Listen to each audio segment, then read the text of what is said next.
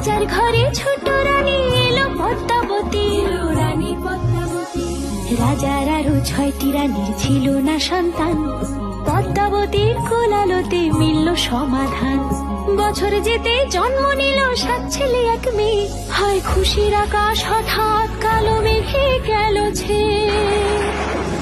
হিংসেতে যায় জ্বলে পুড়ে বাকি 6টি রানী, যুক্তি করে ঘটায় ওরা 7 কুমারের হানি।